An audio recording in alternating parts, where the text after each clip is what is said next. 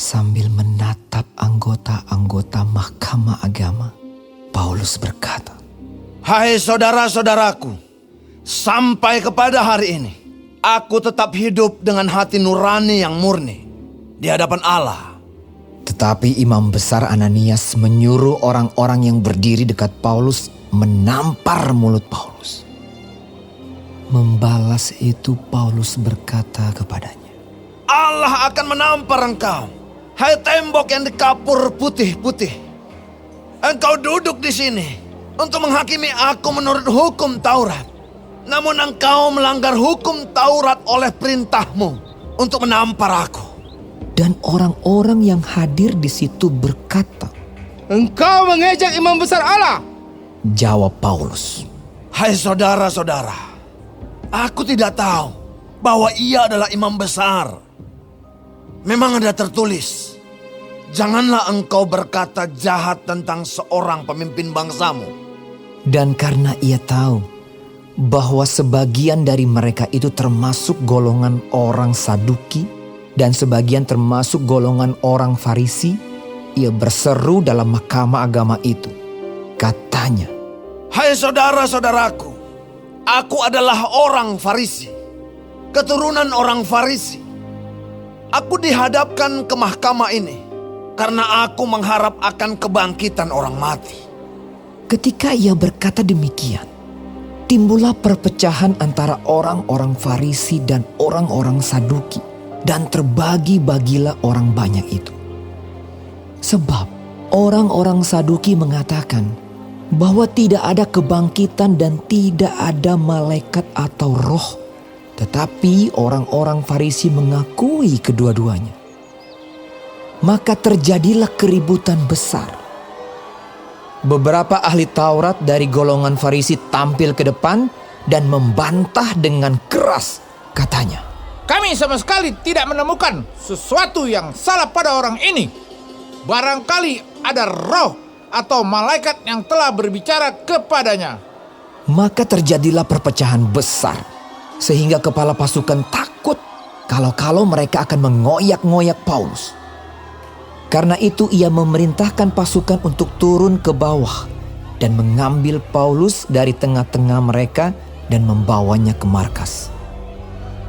Pada malam berikutnya, Tuhan datang berdiri di sisinya dan berkata kepadanya, "Kuatkanlah hatimu, sebab sebagaimana engkau dengan berani telah bersaksi tentang aku di Yerusalem, demikian jugalah hendaknya engkau pergi bersaksi di Roma." Dan setelah hari siang, orang-orang Yahudi mengadakan komplotan dan bersumpah dengan mengutuk diri bahwa mereka tidak akan makan atau minum sebelum mereka membunuh Paulus. Jumlah mereka yang mengadakan komplotan itu lebih daripada 40 orang.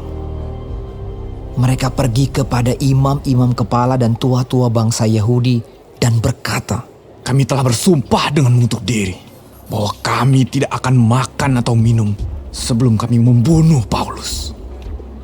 Karena itu, hendaklah kamu bersama-sama dengan Mahkamah Agama menganjurkan kepada kepala pasukan supaya ia menghadapkan Paulus lagi kepada kamu, seolah-olah kamu hendak memeriksa perkaranya lebih teliti. Dan sementara itu, kami sudah siap sedia untuk membunuh dia sebelum ia sampai kepada kamu." Akan tetapi kemenakan Paulus, anak saudaranya perempuan, mendengar tentang penghadangan itu. Ia datang ke markas dan setelah diizinkan masuk, ia memberitahukannya kepada Paulus. Lalu Paulus memanggil salah seorang perwira dan berkata kepadanya, "Bawalah anak ini kepada kepala pasukan, karena ada sesuatu yang perlu diberitahukannya kepadanya." Perwira itu membawanya kepada kepala pasukan dan berkata, "Paulus orang tahanan itu memanggil aku dan meminta supaya aku membawa anak muda ini kepadamu, sebab ada yang perlu diberitahukannya kepadamu." Maka kepala pasukan itu memegang tangan anak muda itu, lalu membawanya ke samping dan bertanya. "Apakah yang perlu kau beritahukan kepadaku?"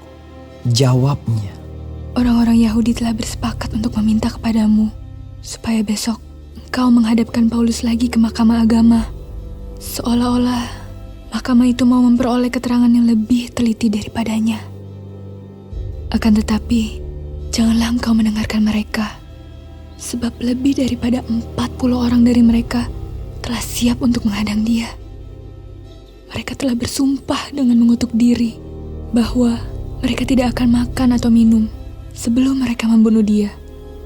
Sekarang mereka telah siap sedia dan hanya menantikan keputusanmu. Lalu kepala pasukan menyuruh anak muda itu pulang dan memerintahkan kepadanya, Jangan katakan kepada siapapun juga bahwa engkau telah memberitahukan hal ini kepadaku. Kemudian kepala pasukan memanggil 2 perwira dan berkata, Siapkan 200 orang prajurit untuk berangkat ke Kaisarea beserta 70 orang berkuda dan 200 orang bersenjata lembing, kira-kira pada jam 9 malam ini. Sediakan juga beberapa keledai tunggang untuk Paulus dan bawalah dia dengan selamat kepada wali negeri Felix. dan ia menulis surat yang isinya sebagai berikut. Salam dari Claudius Lysias kepada wali negeri Felix yang mulia. Orang ini ditangkap oleh orang-orang Yahudi, dan ketika mereka hendak membunuhnya, aku datang dengan pasukan mencegahnya dan melepaskannya, karena aku dengar bahwa ia adalah warga negara Roma. Untuk mengetahui apa alasannya mereka mendakwa dia, aku menghadapkannya ke mahkamah agama mereka. Ternyatalah bagiku bahwa ia didakwa karena soal-soal hukum Taurat mereka, tetapi tidak ada tuduhan atas mana ia patut dihukum mati atau dipenjarakan. Kepadaku telah diberitahukan bahwa ada komplotan merencanakan membunuh dia.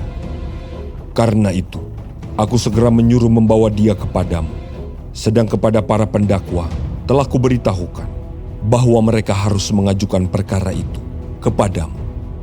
Lalu prajurit-prajurit itu mengambil Paulus sesuai dengan yang diperintahkan kepada mereka dan membawanya pada waktu malam ke Antipatris. Pada keesokan harinya, mereka membiarkan orang-orang berkuda dan Paulus meneruskan perjalanan dan mereka sendiri pulang ke markas. Setibanya di Kaisarea, orang-orang berkuda itu menyampaikan surat itu kepada wali negeri serta menyerahkan Paulus kepadanya. Dan setelah membaca surat itu, wali negeri itu menanyakan Paulus dari provinsi manakah asalnya. Dan ketika ia mendengar bahwa Paulus dari Kilikia, ia berkata, Aku akan memeriksa perkaramu bila para pendakwamu juga telah tiba di sini. Lalu ia menyuruh menahan Paulus di istana Herodes.